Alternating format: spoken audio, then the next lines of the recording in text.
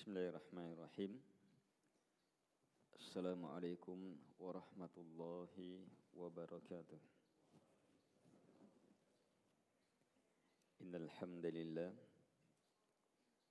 nahmaduhu wa nasta'inuhu wa nastaghfiruh wa na'udzu billahi min shururi anfusina wa sayyiati a'malina.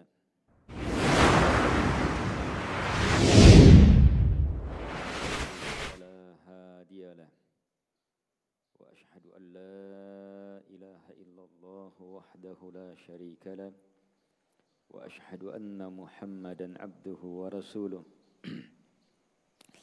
يا أيها الذين آمنوا اتقوا الله حق تقاته ولا تموتن إلا وأنتم مسلمون يا أيها الناس اتقوا ربكم الذي خلقكم من نفس واحدة وخلق منها زوجها وبث منهما رجالا كثيرا ونساء واتقوا الله الذي تساءلون به والأرحام إن الله كان عليكم رقيبا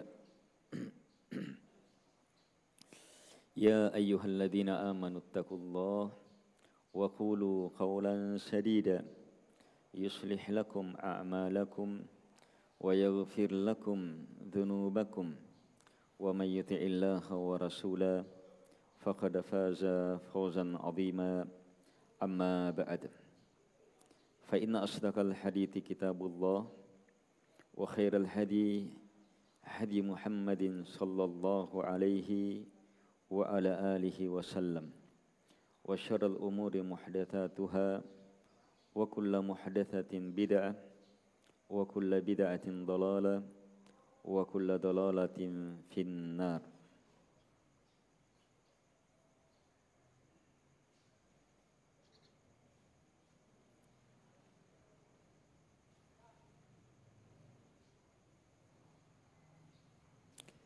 Taib. Di awal pertemuan kita ini dalam kajian subuh ini saya ingatkan diri saya dan kepada ikhwah seluruhnya untuk mewujudkan kesyukuran hari ini dengan membaca dzikir yang mampu menjadi sebab terwujudnya kesyukuran itu. Dan dzikir ini juga sangat berhubungan dengan pembahasan kita. Dzikir pagi dan petang hari.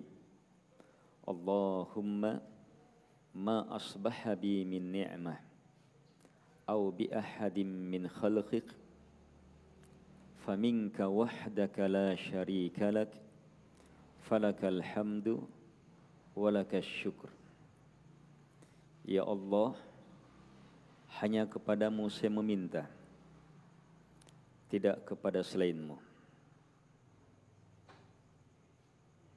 Ma asbahabi, apapun yang menimpa saya di subuh ini, di pagi ini, min ni'mah, berupa nikmat apapun, au bi ahadim min khalqiq, atau nikmat apapun yang menimpa, yang diraih oleh siapapun dari makhlukmu. Faminka wahdaka la syarika lak, maka semua itu hanya datang darimu ya Allah. Engkau semata yang memberi dan tak ada sekutu bagimu dalam hal ini. Falakal hamdu, maka hanya untukmu segala pujian karena cinta. Walakas syukr, dan maka hanya untukmu segala kesyukuran.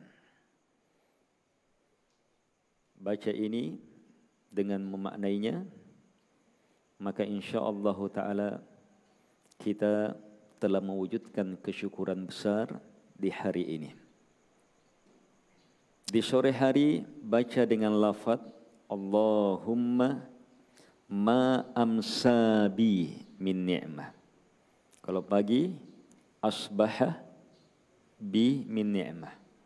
Kalau sore amsa bi min ni'mah. Asbaha pagi hari, subuh. Amsa sore hari. Taib. Dzikir ini mengingatkan kita perkara-perkara besar dalam hidup di muka bumi, terkhusus rahasia besar dari kehidupan itu, yaitu kemampuan bersyukur.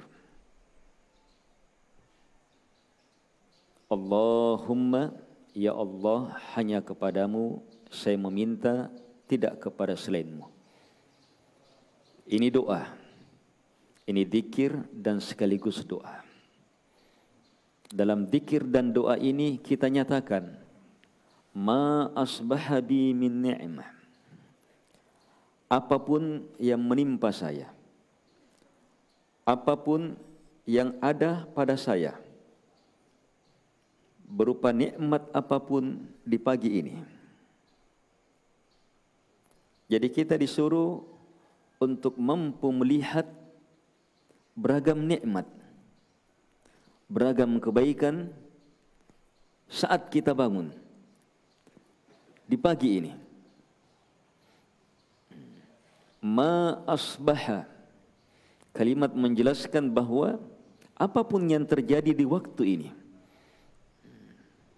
yang menimpa kita min ni'matin. Kalimat min ni'matin, ya, kalimat ni'mah tin ditanwin, walaupun dia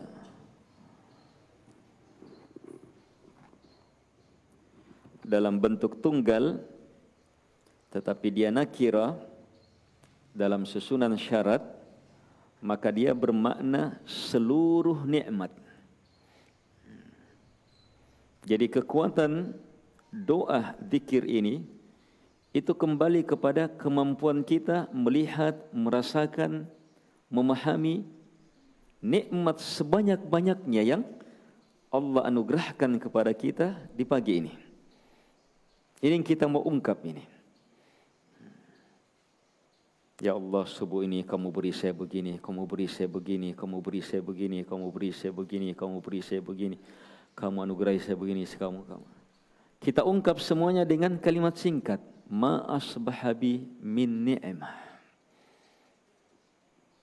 Bisa dipahami?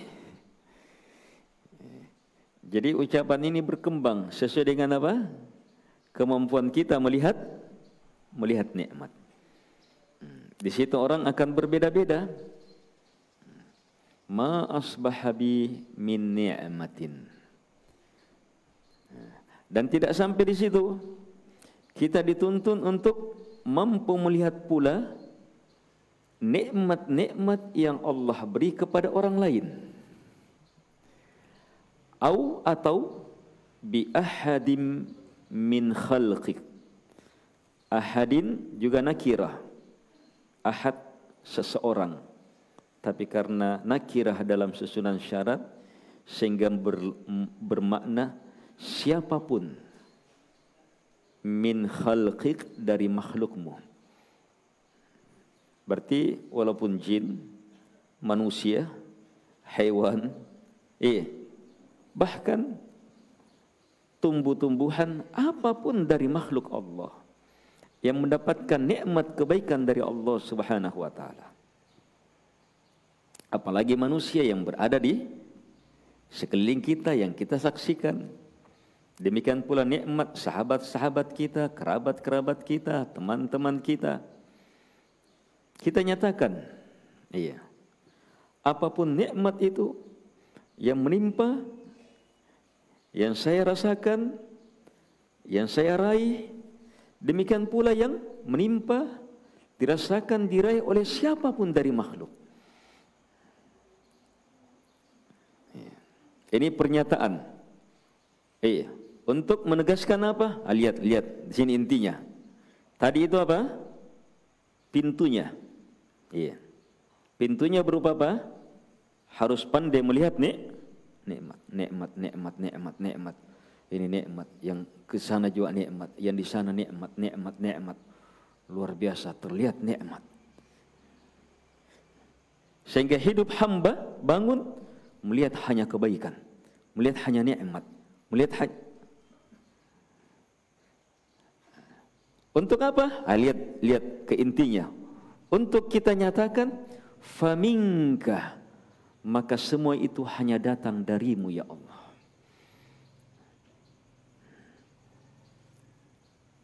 Saya bangun hari ini, saya hidup hari ini, saya diberi kesehatan hari ini, saya diberi kesempatan hari ini, saya diberi kekuatan subuh ini, saya diberi solat malam hari ini, saya diberi solat 2 rakaat subuh hari ini, saya diberi solat subuh hari ini, saya diberi majelis ilmu hari ini, saya diberi urai beragam apapun nikmat. Demikian pula, yang sana juga bisa, yang sana juga dapat, yang sana juga, yang sana. Kita nyatakan semuanya minka, datang darimu ya Allah.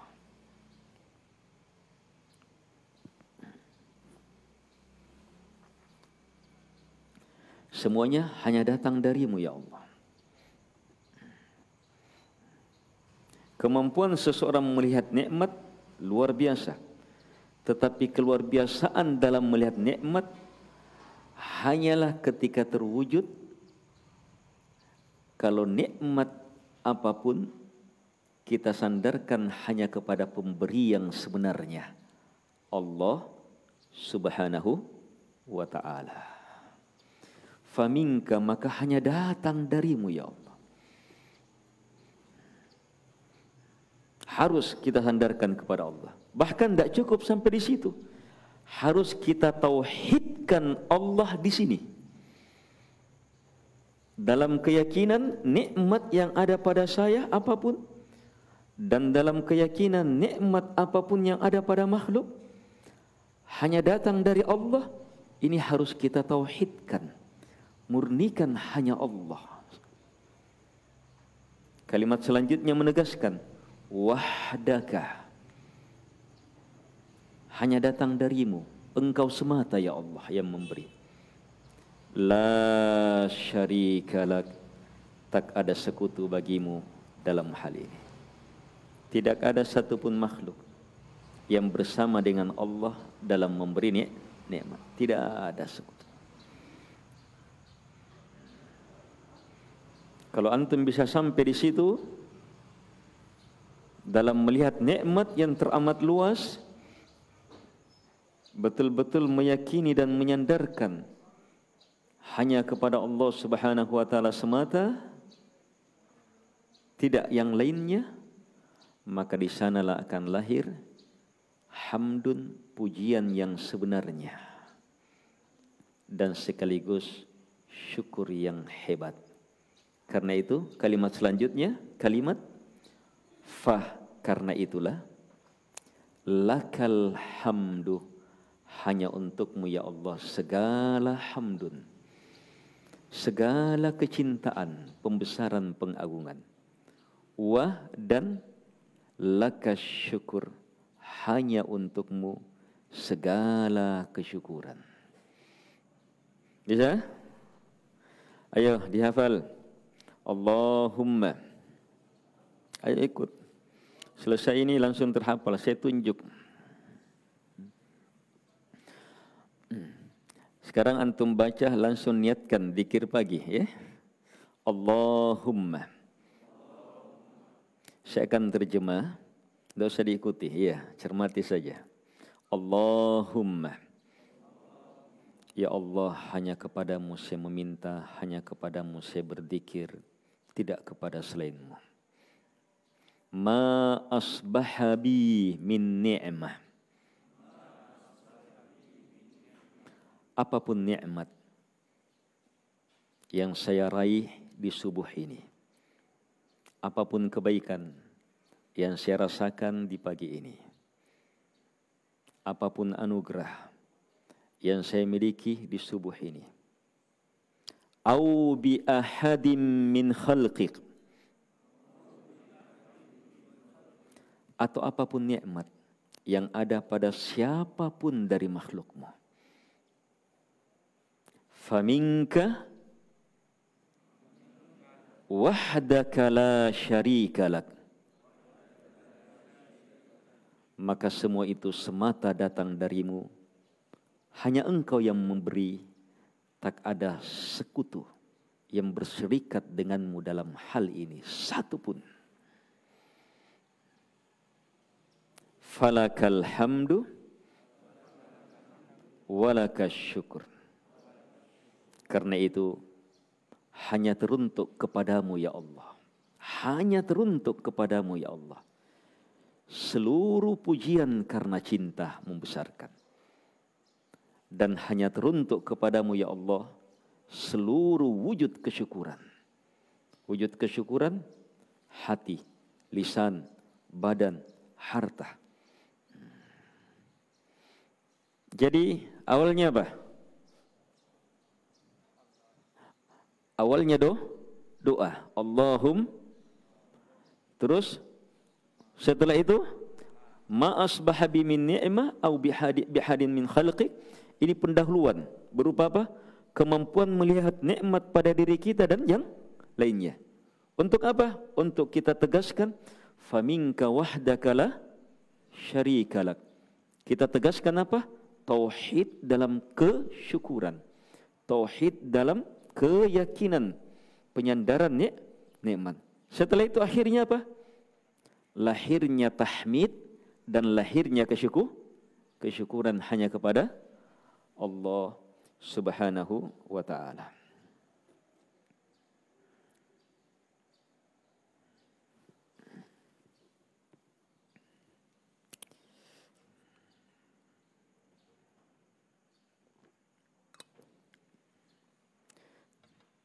Kalau antum baca ini,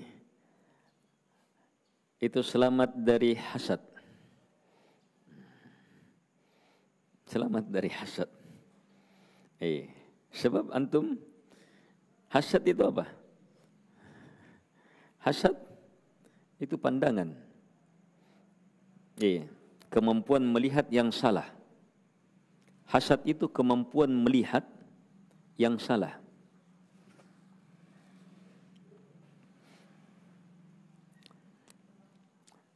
Hasad ketika semakin mengerikan bisa menjadi ain yang dipandang langsung rusak.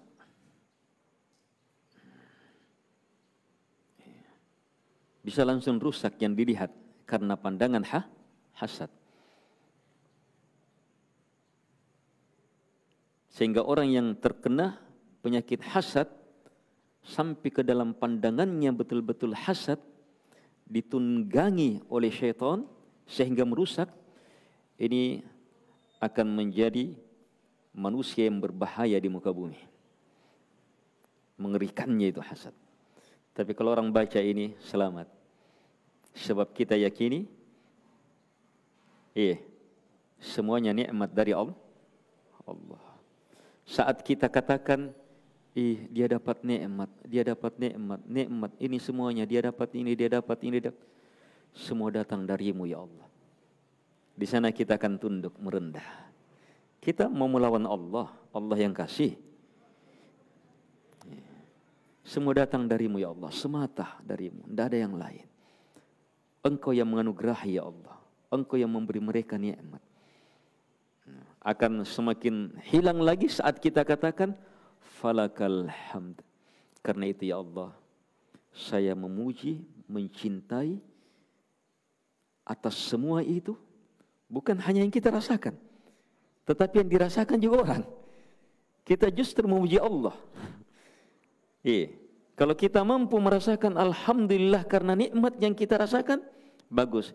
Tapi lebih bagus kalau kita mampu melihat nikmat yang orang rasakan, tapi kita juga katakan alhamdulillah. Wah, itu lebih luar biasa. Dan ini terwujud dalam doa ini.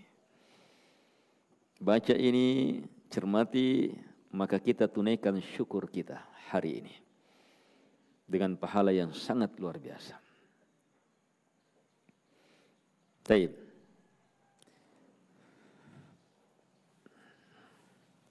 Sekarang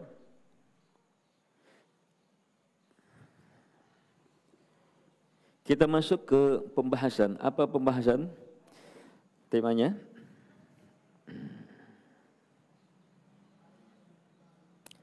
merajut kebersamaan dalam dakwah.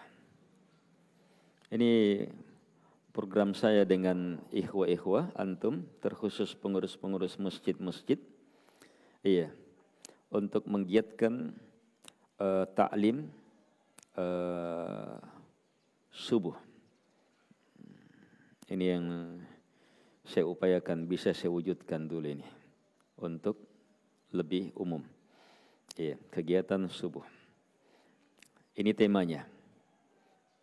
Merajut kebersamaan dalam dakwah.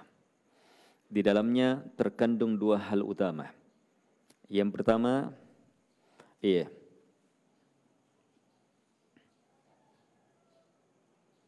ibadah besar, kemuliaan besar, tak tertandingi, yaitu dakwah ilallah.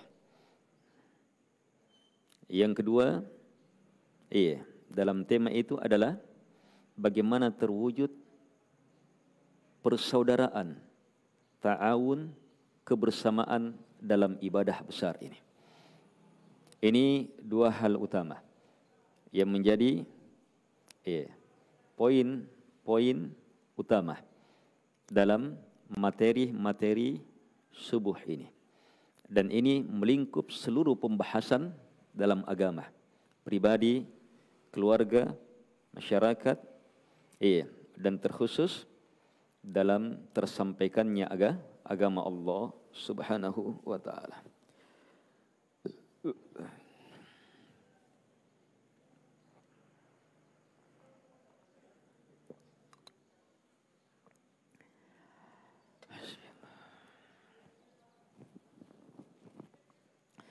Taib. Allah Subhanahu wa ta'ala berfirman dalam surah Fussilat pada ayat 33. Wa man ahsanu qawlan mimman da'a ila Allah wa amila salihan wa qala innani minal muslimin. Wa man, dan adakah, ahsanu yang lebih indah, lebih baik, qawlan pernyataannya. Adakah yang lebih indah sebagai ucapan? Adakah yang lebih indah sebagai ungkapan? Adakah yang lebih indah sebagai pernyataan? Min, dari man, mereka-mereka yang da'a, berdakwah. Ilallah, hanya kepada Allah. Wa amila salihah, dan dia melaksanakan dakwahnya, amalan soleh itu. Wa qal, dan dia nyatakan, innani minal muslimin, sungguh saya termasuk ke dalam golongan al-muslimin, orang-orang Islam, orang-orang yang berpasrah hanya kepada Allah, mentauhidkan Allah, hanya pasrah tunduk terhadap petunjuk Allah, berlepas dari semua makna yang bertentangan dengannya. Ayat ini nampak jelas mengungkap sebuah nikmat tak tertandingi.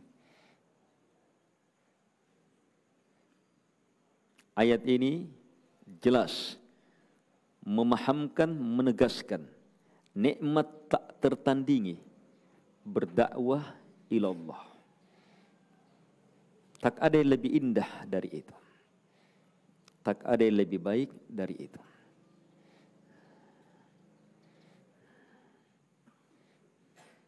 Sehingga siapa yang di pagi ini,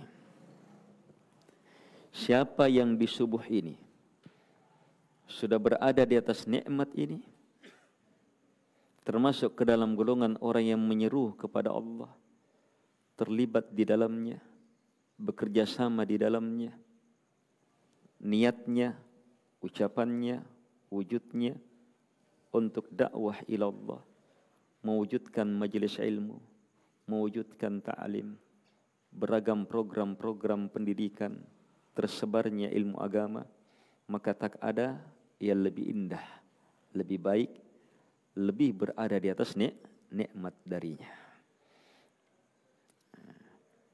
Ini satu dari nikmat yang antum masukkan dalam doa tadi. Allahumma ma asbaha bi min ni'mah.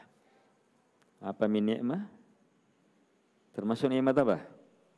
Nikmat berdakwah ini. Nikmat terlibat adanya pengajian. Nikmat mengurus.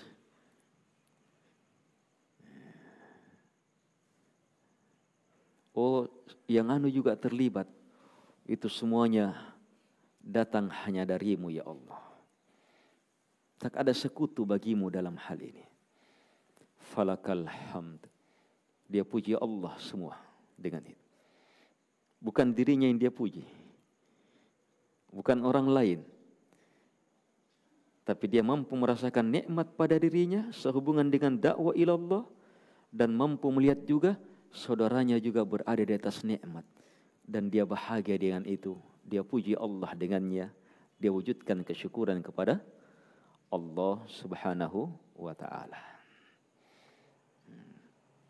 Itu akan jadi kebaikan besar.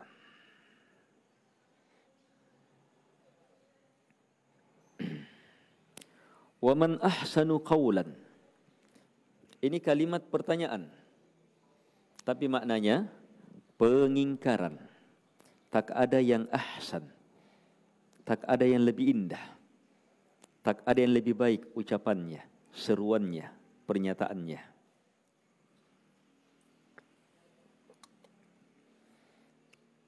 Dari mereka yang da'a, yang berdakwah. Apakah yang langsung berbicara, atau dia juga berdakwah sebab dia yang mempersiapkan orang berbicara, dia yang menjadi sarana sehingga orang bisa berbicara. Itu semuanya masuk da'a ilallah. Ada yang lebih baik dari itu?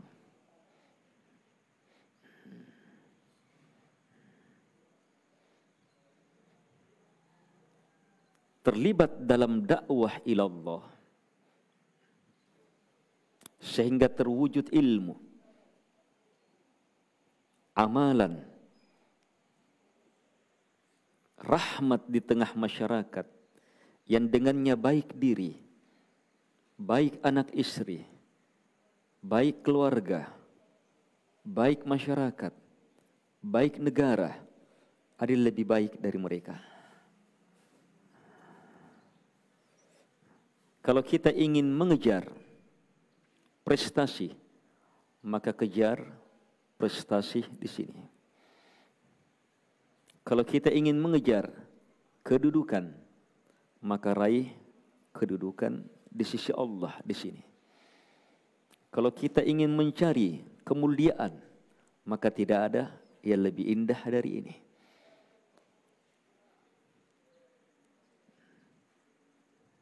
Di setiap amalan-amalan kebaikan ada kebahagiaan di dalamnya. Tapi kebahagiaan dalam dakwah tak ada yang lebih indah darinya. Wa man ahsanu qawlan. Ini ahsan melingkup semua makna tadi. Iya, lebih baik, lebih indah, lebih mulia, lebih hebat, lebih berbahagia, lebih luar biasa. Tak ada yang lebih. Dari siapa? Ini yang perlu. Da'a, berdakwah ilallah.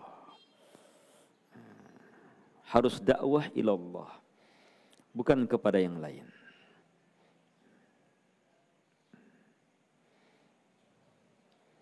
Jalan dakwah ilallah adalah jalan dakwah kemuliaan. yang hanya dianugerahi oleh pengikut spesial, pengikut istimewa Nabi dan Rasul Nabi Muhammad alaihi salatu wassalam. Allah Subhanahu wa taala turunkan ayat istimewa. Qul, sampaikan ya Muhammad. Sampaikan kepada umat. Apa itu?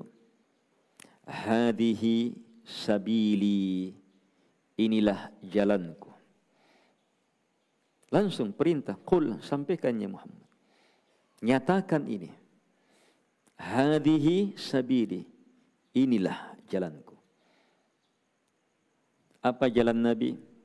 Ad'u, saya senantiasa berdakwah. Ad'u, saya senantiasa berdakwah. Fi'il mudhari', ad'u, artinya senantiasa berdakwah. Saya berdakwah, sebentar lagi berdakwah, besok lagi, itu ad'u namanya.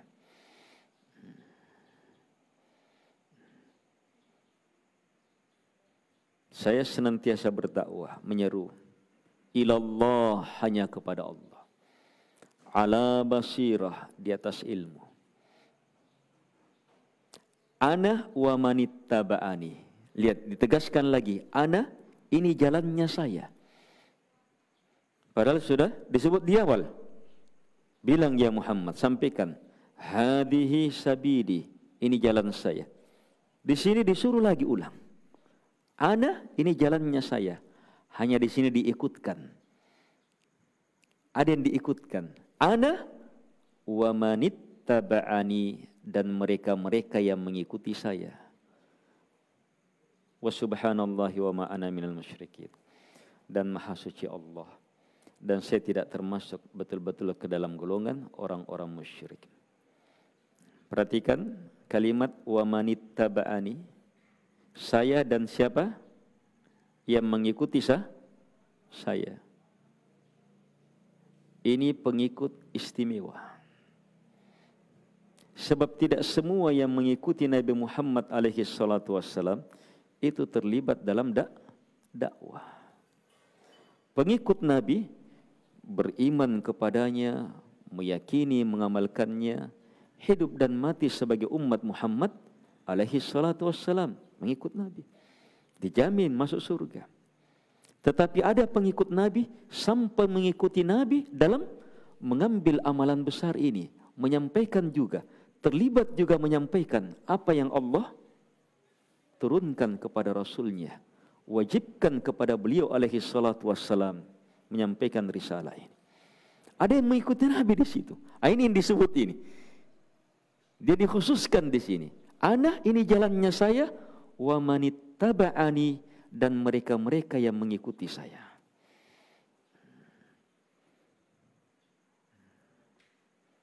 Bisa antum lihat istimewanya berdakwah, terlibat dalam dakwah. Istimewanya mewujudkan ta'lim, terlibat dalam tegaknya ta'lim. Istimewanya membangun masjid, ma'had, rumah-rumah belajar, rumah tahfidz, pesantren, apa semuanya dengan maksud tersampaikannya ilmu. Dan terlibat di dalamnya sangat istimewa. Tak ada yang lebih indah, lebih baik, lebih hebat dari itu. Dan ini pengikut khusus. Pengikut khusus. Baginda Rasul alaihi salatu wassalam. Kenapa demikian? Sebab dalam hal pahala, mereka yang paling panen pahala. Orang berlomba dalam berpahala apa? Berusaha mengamalkan, dapat alhamdulillah. Amalkan lagi, dapat alhamdulillah. Amalkan lagi, dapat alhamdulillah. Iya, kan begitu loh, berlomba dalam pahala. Tapi kalau orang berdakwah, menyeru, dakwahnya sendiri apa? Ibadah besar, sudah dapat pahala? Iya. Yang disampaikan apa? Ilmu. Didengar oleh dua orang. Dua orang ini diamalkan. Dia dapat lagi, langsung dapat dari dua orang, amalan dua orang. Sekali beramal dapat amalan 2 orang. Kalau 10, kalau 100, kalau 1000, kalau puluhan ribu. Ikhwah, di sini antum gunakan kali-kalinya antum. Biasanya kita pandai kali-kali punna doe. Kali-kali nomor 1. Kalau keuntungan 5.000 kali 100, wih. Kalau dikali 1.000, wih. Cara ada guna kali-kali anu. Ini kali-kali yang paling itu yang hadir dan tidak sampai di situ. Iya. Ini yang dengar, dia sampaikan lagi. Dia sampaikan lagi. Dia juga amalkan. Masuk lagi. Ini lebih hebat dari multi level. Multi level masih ada potongan-potongannya, ini tidak dikurang-kurangi. Saya permisi dulu ya.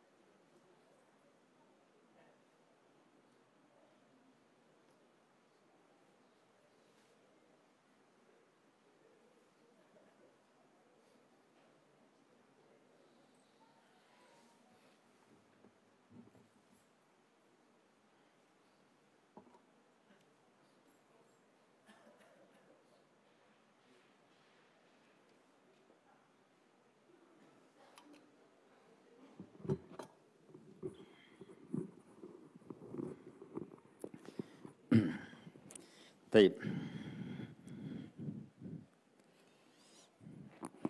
Bismillah, alhamdulillah, salatu wassalamu ala rasulillah wa ala alihi wa ashabihi wa man tabi'ahum bi ihsan ila yaumil qiyamah, amma ba'd.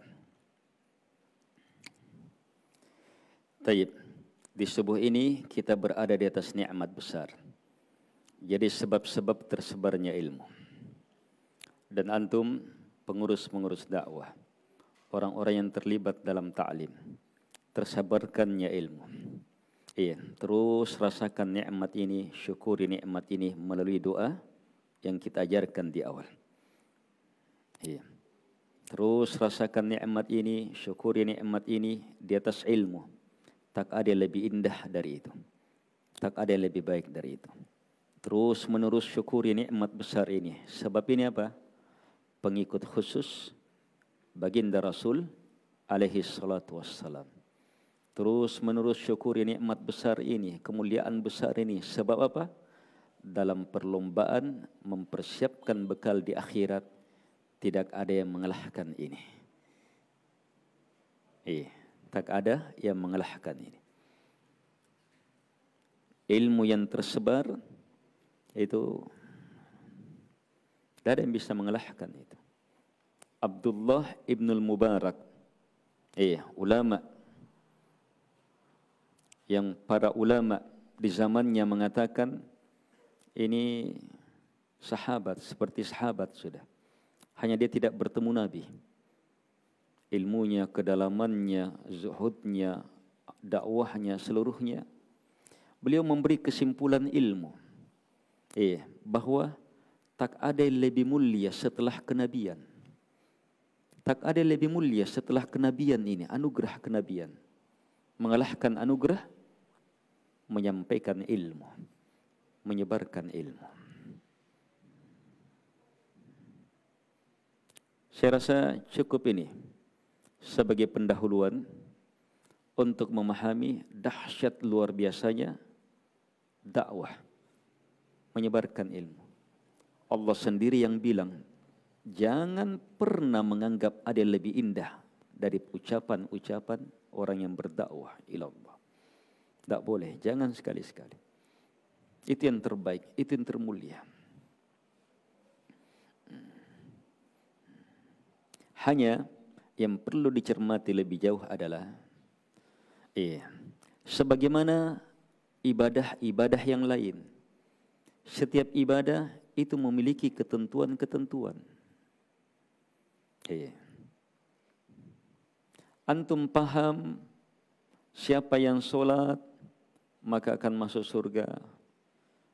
Yang sholat akan dapat pahala ini.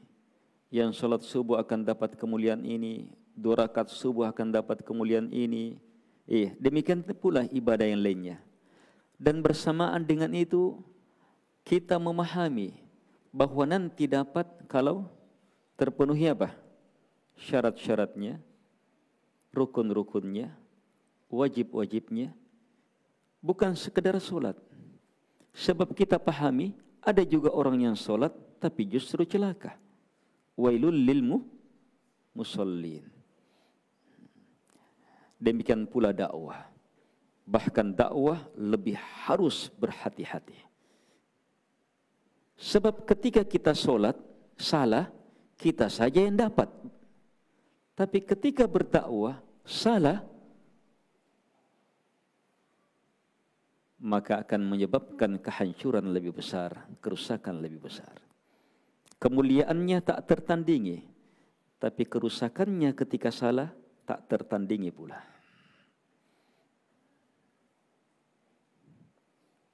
Ini ilmu pertama yang antum harus cermati dalam terlibat dalam dakwah.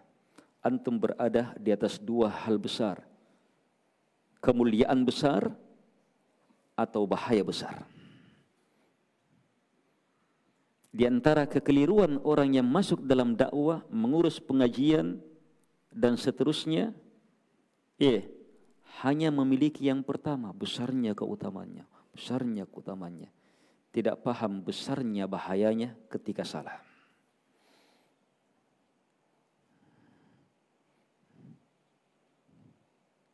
kalimat salah disebar, apalagi metodenya sekarang, langsung seluruh dunia. Seluruh dunia dia bisa sesatkan dalam sekali penyebaran.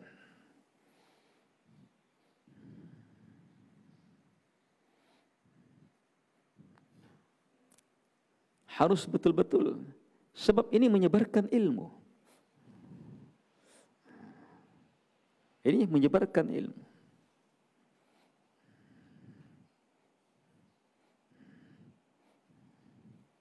Berat itu berdakwah, sebab orang yang kita hadapi harus betul-betul kita sampaikan sesuai dengan kadar ilmunya. Terus gimana lagi berdakwah dengan yang kita tidak tahu siapa nanti yang terima? Ayo, ketika antum sebar, siapa yang terima? Yang satu grup saja, tidak saling kenal. Iya.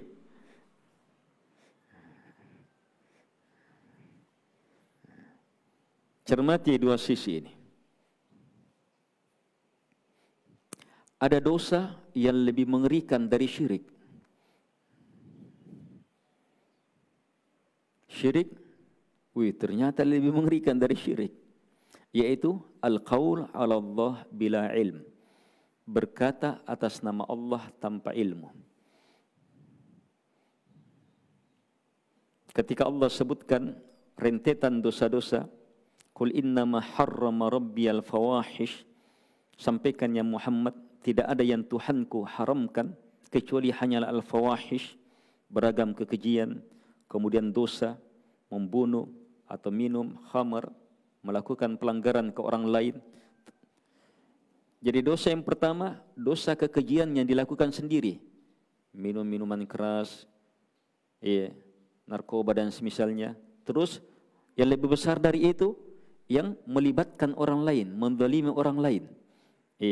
Al-ithim wal baghi. Yang lebih besar dari itu disebutkan syirik. Wa antusyriku billahi ma lam yunazzil bihi sultana. Setelah syirik, Allah sebutkan lagi yang lebih besar dari syirik. Para ulama seperti Ibnu Qayyim menyebutkan penyebutan dosa di sini dari yang besar kepada yang lebih besar. Sementara setelah syirik disebut lagi setelahnya. Apa itu? Wa antaqulu 'alallahi ma la ta'lamun. Kamu berkata atas nama Allah apa yang kamu tidak punya ilmu padanya. Ini lebih mengerikan dari syirik. Kenapa? Syirik pribadi. Antum melakukan syirik, antum yang salah. Tapi ini berkata atas nama Allah tanpa ilmu. Sudah antum berdosa, antum merusak agama Allah. Dan merusak orang lain. Dari sisi itu. Di sisi yang lain, tidak ada satupun syirik kecuali sebabnya ini. Ada yang berkata atas nama Allah tanpa ilmu. Tidak ada satupun syirik kecuali ada syaitan manusia atau yang mirip manusia yang berkata atas nama Allah tanpa ilmu. Ada yang fatwakan, tidak apa-apa je, kulle je, boleh je, bagus, dan seterusnya. Padahal syirik. Semua kesyirikan ada yang ini dari bahaya ini.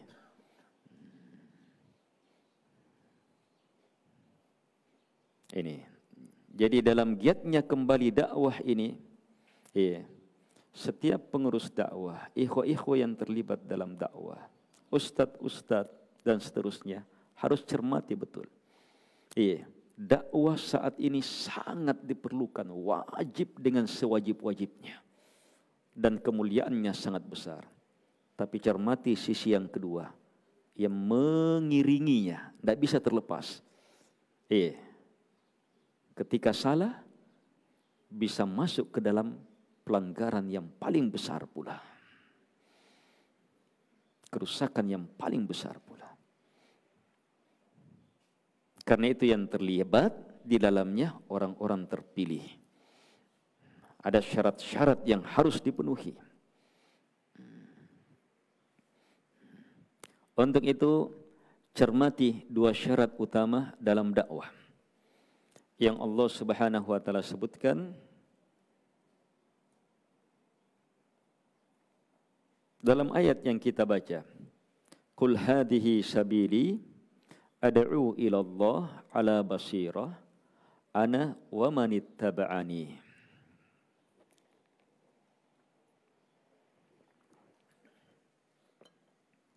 Qul, sampaikan ya Muhammad, hadhihi sabili, inilah jalanku.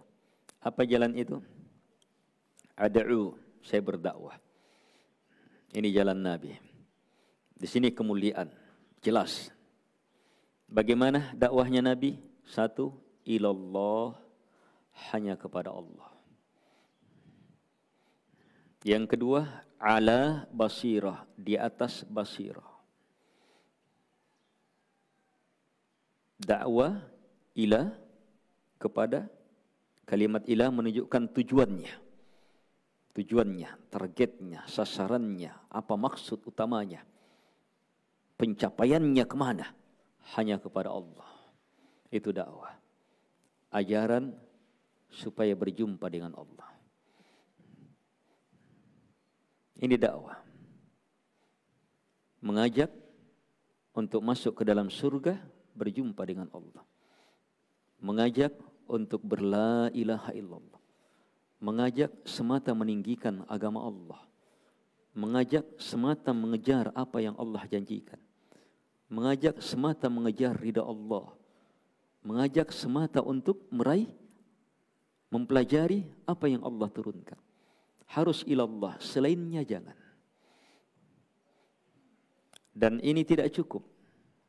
Harus yang kedua, ala basirah, di atas basirah. Kalimat ala dan basirah, cermati. Ala menunjukkan ketinggian dan kekokohan. Itu kata ala. Basirah dari kata basar, pandangan. Ini ilmu. Ilmu diungkap dalam ayat ini dengan kalimat basirah.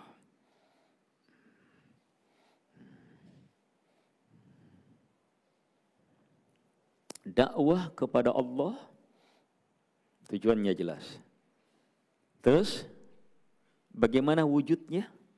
Bagaimana pelaksanaannya? Harus ala, di atas ilmu yang jelas. Ilmu yang terang.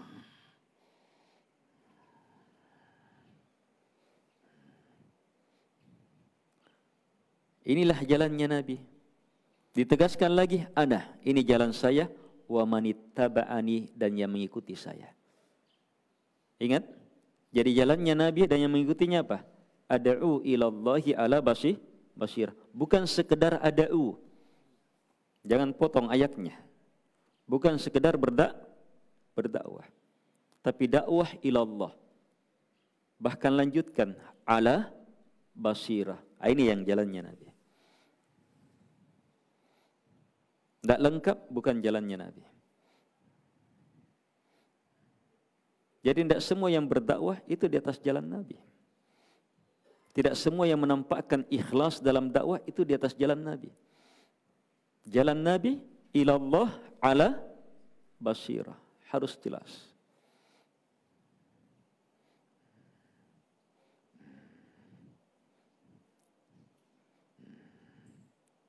Kenapa harus di atas basirah? Wih, antum sudah bisa cermati.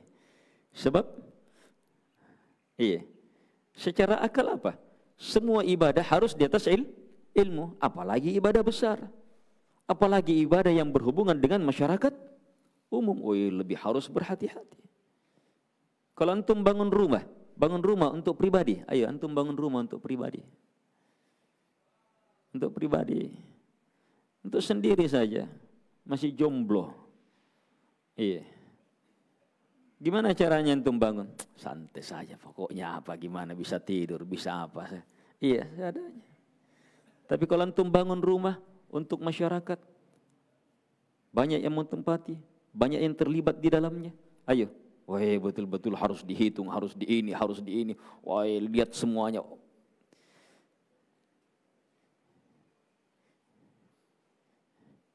Sholat untuk pribadi kita harus betul-betul di atas ilmu. Sholat tanpa ilmu, tertolak. Rugi kita.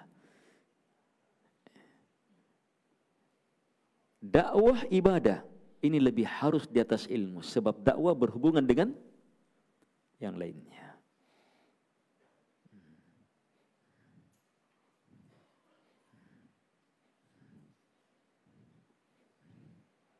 Olehnya, jangan terlalu lancang. Ini masuk sudah. Jangan lancang, masuk ke dalam dakwah.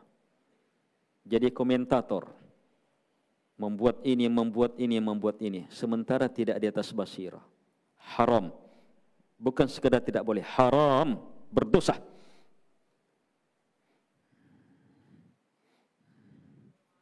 Akan merusak.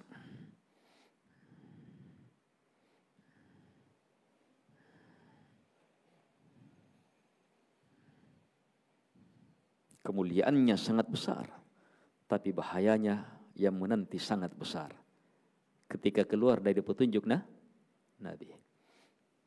Ingat, tidak ada satupun kesesatan yang ada pada umat ini dan di luar umat ini, kecuali karena ada dai-dai kepada kelompok sesat itu.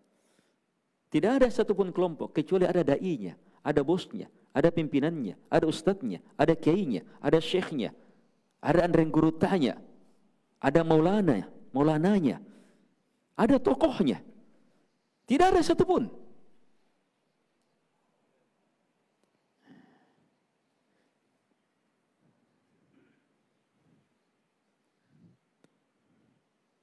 Orang hanya semangat mau berdakwah, tapi tidak tahu dakwah itu siapa yang berhak, siapa yang pantas, gimana caranya.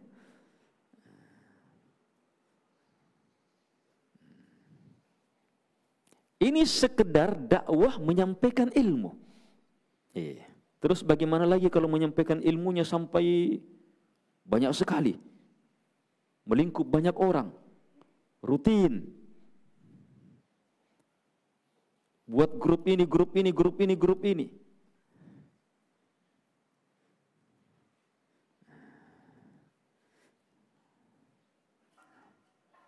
Al-ikhwah rahimakumullah. Agar supaya dakwah yang mulia ini tetap terjaga kemuliaannya, maka yang terlibat betul-betul jujur mau mengambil kemuliaannya, harus betul-betul di atas ilmu, basirah. Dari sisi kemuliaan, saya harus dapatkan, saya harus terlibat, saya harus ini. Tapi dari sisi bahayanya, saya harus betul-betul di atas ilmu, saya harus hati-hati, saya jangan sampai menjadi seperti itu.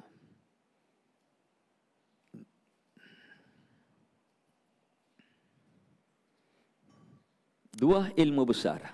Satu, ilallah. Dua, ala basirah. Bisa? Bisa? Ini dua uraiannya di pertemuan selanjutnya. Ini perlu waktu 1-2 jam diurai. Hanya singkatnya, untuk segera langsung kita praktekkan, ilallah, hanya kepada Allah. Jangan sekali-sekali menyeru untuk selain Allah. Ilallah, hanya ridha Allah. Jangan sekali-sekali berdakwah mengejar ridha manusia. Ilallah, hanya mencari pujian Allah. Jangan sekali-sekali berdakwah mencari pujian manusia. Dan banyak lagi maknanya. Kalau tidak ilallah, berhenti. Sibukkan diri dengan menuntut ilmu, beramal. Jangan sibukkan diri menyebar-menyebar, ngomong ini apa semuanya. Jangan sibukkan diri. Merusak.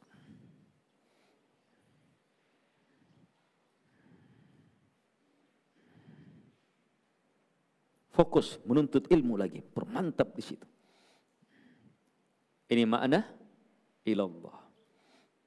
Ilallah semata mengangkat agama Allah Subhanahu wa taala, bukan kelompok, bukan organisasi, bukan yayasan, bukan kesukuan, bukan ini, bukan ini. Ilallah.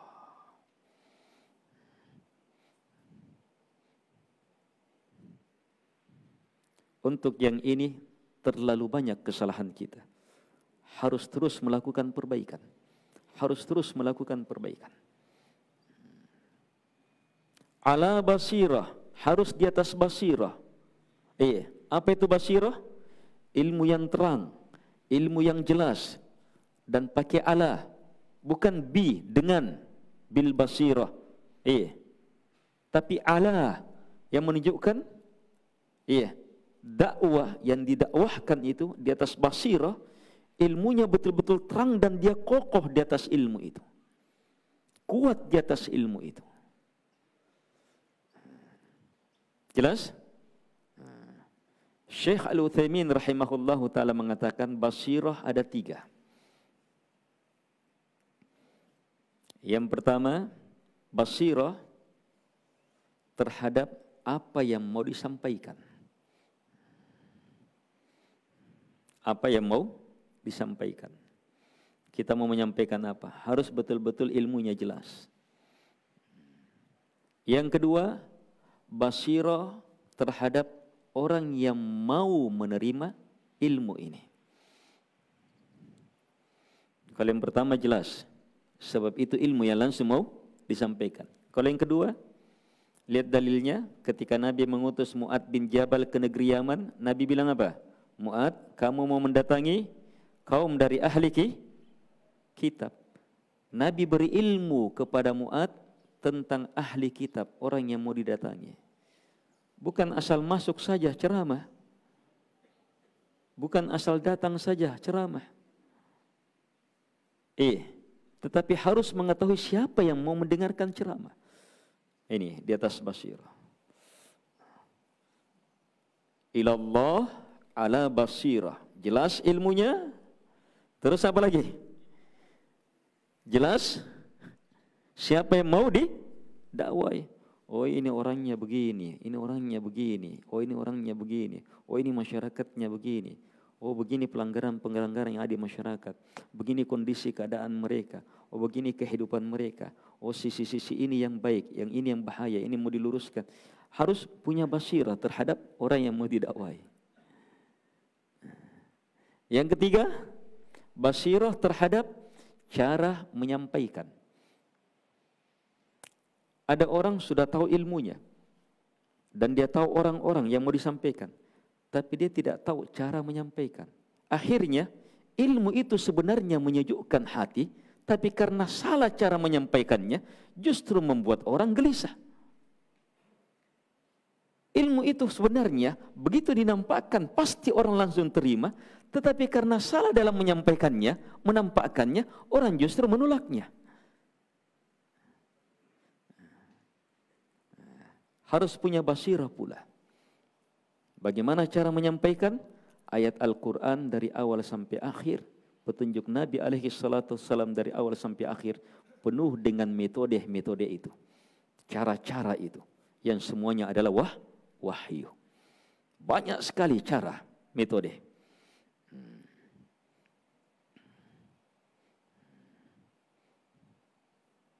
Karena itulah, sebelum berdakwah, harus betul-betul kejar basirah ini, kejar ilmu ini.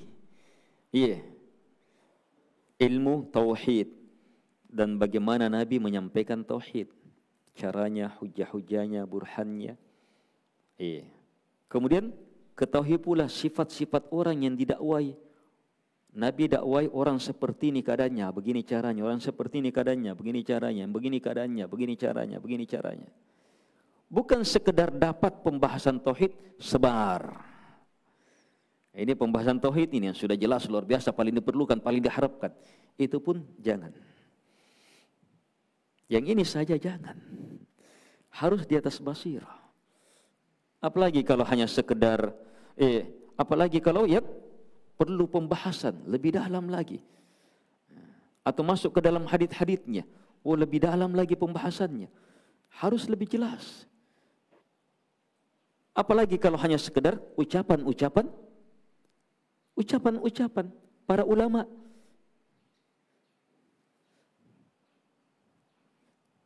Itu harus jelas. Apa maksudnya, kemana penempatannya, orang ini bisa pahami atau tidak. Agar supaya ilmu tersebar dengan indah, terlihat dan mengena. Untuk ini ikhwah, perlu ta'awun, kerjasama besar. Tidak bisa satu orang yang menanggung ini. Kalau ada yang bisa menanggung satu orang ini, Nabi Muhammad alaihi salatu wassalam. Tapi ternyata beliau perlu Abu Bakar As-Siddiq, perlu Umar ibn Khattab, perlu Uthman bin Affan, perlu Ali bin Abi Thalib radhiyallahu anhu. Perlu sahabat Sa'ad bin Abi Waqqas, perlu Abdurrahman bin Auf, perlu Khalid ibn Walid. Perlu sahabat-sahabat dengan beragam keahlian dan kemampuannya. Perlu semuanya. Sebab supaya bisa saling mengikatkan, menutupi. Bisa saling mengingatkan, menutupi perkara-perkara ini. Hadis inilah makna yang kedua yang kita sebutkan yang menjadi judul. Judul apa? Merajut kebersamaan dalam dakwah. Materi pertama tentang dakwah. Kemuliaan dakwah, sedikit metode dakwah, syaratnya. Yang terakhir tadi apa? Kenapa harus bersama? Terpahami? Harus bersama, tidak boleh tidak. Dalam dakwah harus bersama. Bersama orang berilmu, bersama orang-orang yang punya kekuatan, bersama dengan orang-orang yang punya kekuasaan, bersama dengan orang-orang yang, lihat siapa yang bersama Nabi. Siapa yang bersama Nabi? Dalam berdakwah. Ada Abu Bakar As-Siddiq. Siapa Abu Bakar As-Siddiq? Pemimpin suku. Kalau kita ini kepala daerah, kepala ini Abu Bakar As-Siddiq. Bukan sembarang kepala ini Abu Bakar As-Siddiq. Lihat Abu Bakar As-Siddiq ketika diusir oleh kaum Quraisy. Apa yang terjadi? Suku yang lainnya datang membela. Saya ini, jamin ini, jangan ada yang ganggu. Abu Bakar As-Siddiq bukan hanya kepala di sukunya, tetapi di suku yang lainnya dia juga punya kekuatan. Ini yang bersama Nabi.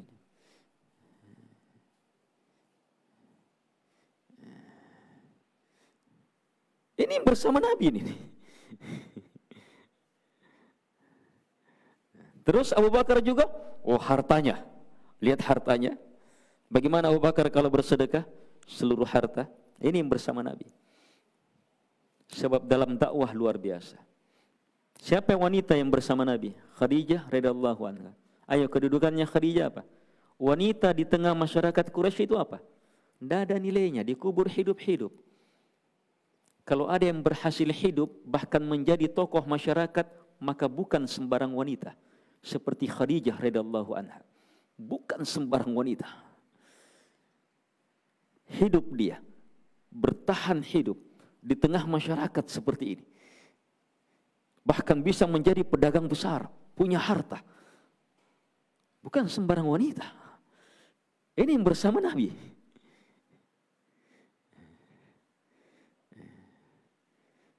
Umar ibn Khattab radhiyallahu anhu. Ini lihat bagaimana Umar. Dari sisi kekuatan, keberanian. Ketika Umar Islam, maka dakwah sembunyi-sembunyi Nabi ditiadakan. Terang-terangan sudah. Keberanian Umar radhiyallahu anhu. Ini dia bisa melawan 1 lawan 100. Berkelahi langsung. 1 lawan 100 berkelahi langsung. Bukan 1 jam. Kalau petinju-petinju itu hanya sekian ronde, sekian menit. Kalau Umar berkelahi, waktu Umar nyatakan Islamnya, ini di tengah-tengah awal Islam ini, Umar nyatakan Islamnya gimana? Dia nyatakan Islamnya langsung di Ka'bah, tempat berkumpulnya pemimpin-pemimpin, tokoh-tokoh kafir Quraisy. Itu di saat-saat bencinya mereka terhadap Nabi alaihi salatu wassalam. Betul-betul mereka rasakan, wah kita dikalah ini, kita di ini. Pokoknya terhantam betul terhadap dakwah Nabi alaihi salatu wassalam. Justru Umar muncul di tengah-tengah mereka menyatakan, saya menyatakan la ilaha illallah wa anna Muhammadar Rasulullah. Yang hadir saat itu langsung mengeroyoknya. Yang lain datang. Dari pagi sekali subuh sampai tengah hari itu perkelahian. Pagi sampai tengah hari. Umar hadapi seorang diri. Ini bersama satu orang, bukan seperti ini banyaknya. Datang lagi. Umar hadapi semuanya. Kekuatan apa itu? Kita kadang baca tapi baca kayak dongeng. Baca itu orang bisa bertahan di dalam hadis itu disebutkan sampai matahari meninggi. Itu pun nanti selesai ketika ada yang selamatkan Umar. Ada tokoh masyarakat jamin Umar selamatkan, sudah baru. Orang seperti ini yang bersama Nabi alaihi salatu wassalam. Ini dalam dakwah.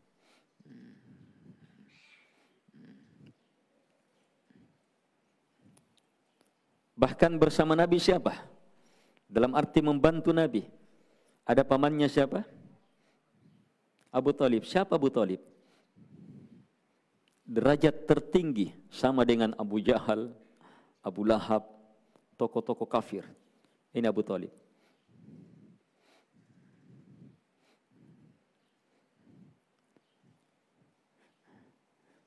Setelah Abu Thalib meninggal, barulah tokoh kafir Quraisy semakin berani kepada Nabi. Tapi selama ini masih hidup, tidak ada yang berani. Pamornya Abu Thalib luar biasa di tengah masyarakat kafir Quraisy. Ini juga membantu Nabi. Walaupun beliau meninggal di atas kesyirikan. Tetapi dalam hal dakwah, lihat Nabi siapa yang membantunya? Perlu ta'awun dalam dakwah.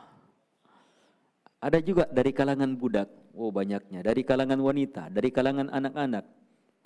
Ada Ali bin Abi Thalib, masih anak-anak.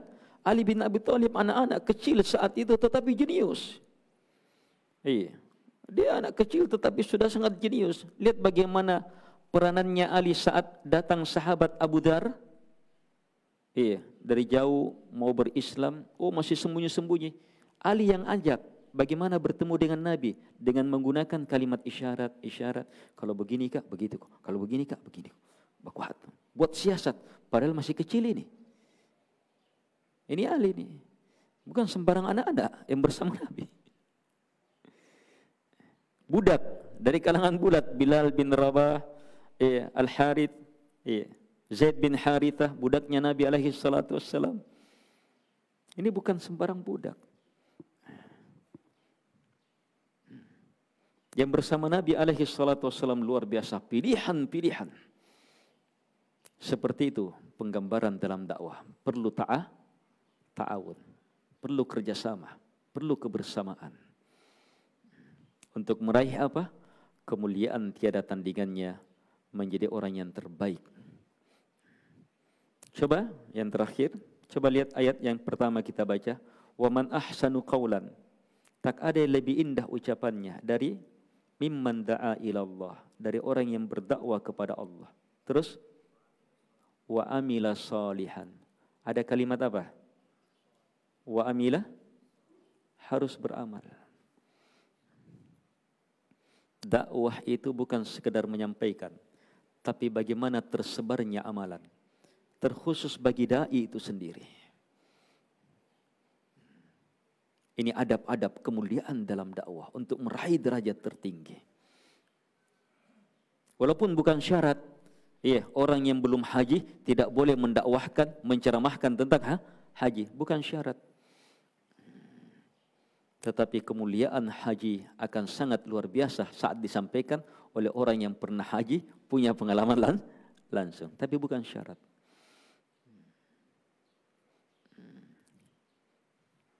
Terus akhir kalimat, wa qala innani minal muslimin, dan dia menyatakan sungguh saya termasuk al-muslimin.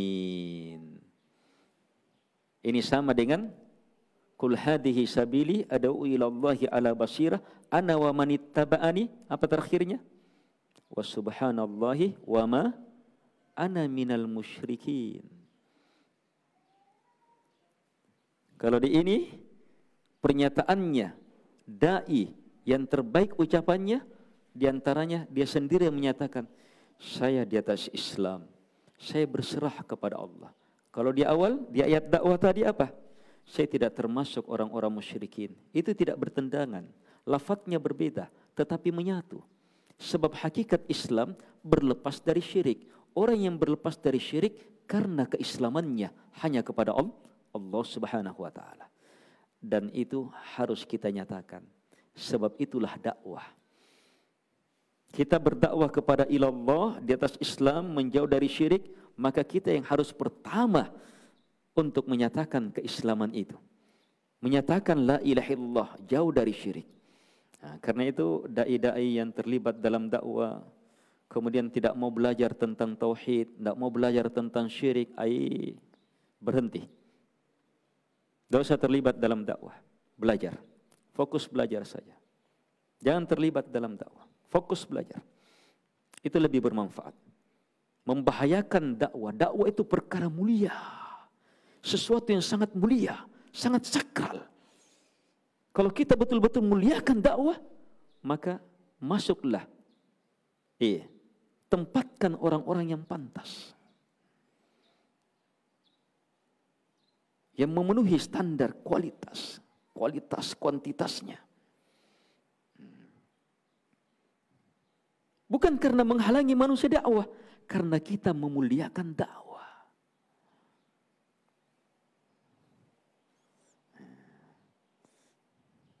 Karena kita memuliakan dakwah. Ada sifat-sifat orang pedalaman, orang Arab Badui dan seterusnya, itu tidak bisa terlibat dalam dakwah.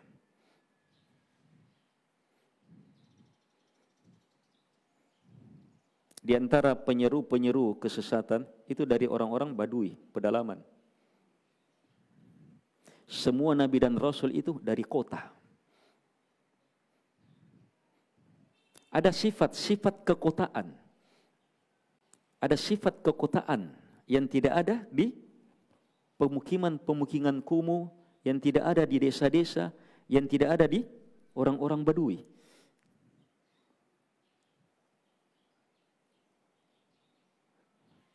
Apa sifat-sifat umum itu? Mengetahui kepantasan. Kan orang desa, terserah saja, tidak terlalu banyak aturan. Kalau kota, secara umum apa? Paham aturan. Paham aturan. Di antara aturan yang sifatnya umum, menempatkan sesuatu pada tempatnya.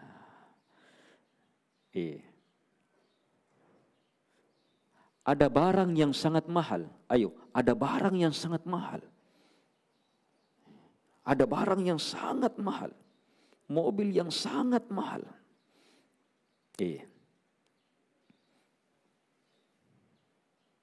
Bisa naik di mobil itu 2 orang. Harganya 100 miliar. 1 miliar berapa juta? 1000 juta. 100 kali 1000 juta. Bukan 1 juta, bukan 10 juta, bukan 100 juta. 10 kali 100 juta, baru 1 miliar.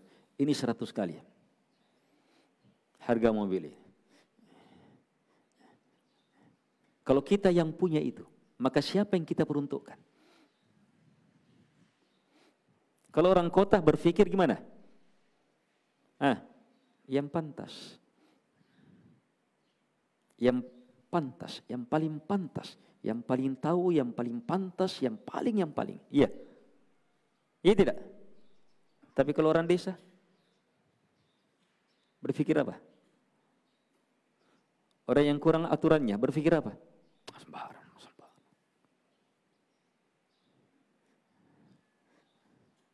Ini cara berpikir. Ini hikmah di antara hikmah kenapa semua nabi dan rasul itu apa? Orang kota semuanya. Hidup di tengah masyarakat. Punya dasar kekotaan. Ada ayat dalam Quran menjelaskan keumuman kemunafikan. Kemunafikan itu tersebar di pedesaan. Tersebar di Arab-Arab Badui. Itu kemunafikan.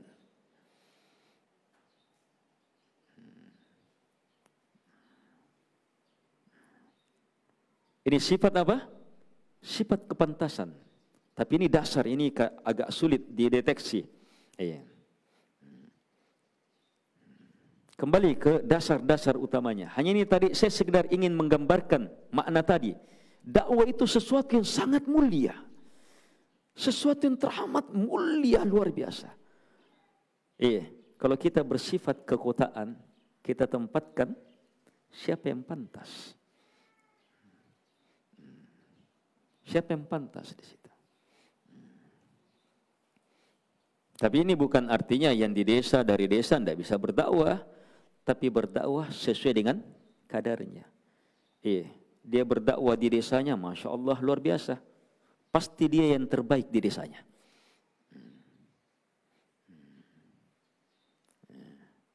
Itu tadi kalau kita berdakwah, memahami dakwah dari sisi lebih umum, lebih merata, lebih meluas. Maka ini adalah sesuatu yang sangat luar biasa. Tempatkan orang yang lebih pantas, yang lebih tepat.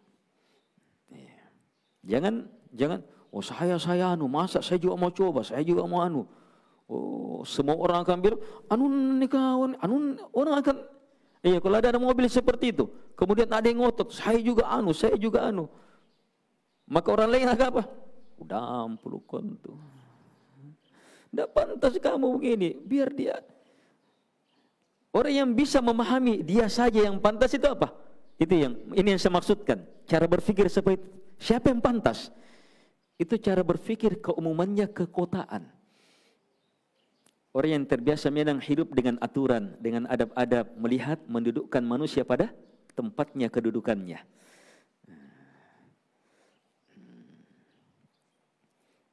Sekedar di sisi itu, saya ambil contoh ini, sekedar gunakan di sisi itu, jangan gunakan terlalu luas. Ini al-ikhwah wal akhwat rahimakumullah. Ini pendahuluan pertemuan kita. Maksud pertemuan ini dan materi ini, satu yang kita inginkan adalah ta'lim mulai dihidupkan kembali. Ta'lim kita akan hidupkan kembali. Kalau program saya, asatidzah yang lain juga punya program-program, alhamdulillah, dan itu alhamdulillah kita upayakan terus melalui pertemuan asatidzah terjalin bersama. Taib. Kita inginkan ta'lim mulai dihidupkan dengan metode ini. Ini akan berpindah tempat. Akan melibatkan semua pengurus masjid. Taib. Nanti al-akh muhajir yang kontrol bersama beberapa ikhwah pengurus masjid. Yang kedua, kita ingin hidupkan ta'lim subuh. Ini kita ingin giatkan ta'lim subuh. Sebab ta'lim subuh itu berhubungan dengan waktu subuh. Tidak ada ta'lim sekedar hidup di waktu subuh, itu kemuliaan besar. Siapa yang bisa bersemangat di waktu subuh, itu sudah luar biasa. Apalagi kalau semangatnya semangat menuntut ilmu, maka itu luar biasa dalam luar biasa. Ini yang kita inginkan.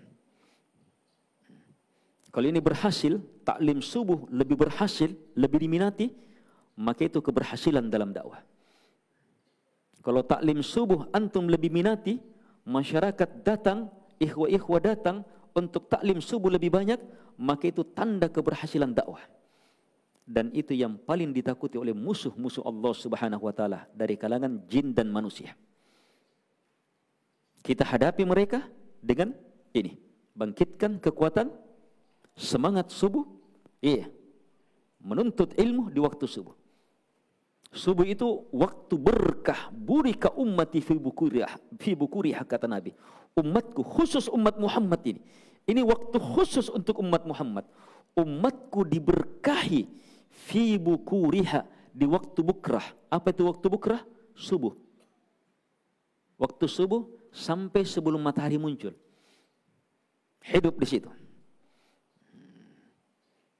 Karena itu supaya ini terwujud, ya kita maksimalkan memang. Saya sholat subuh di tempat. Jadi habis sholat subuh tinggal dikir sekian menit, ya.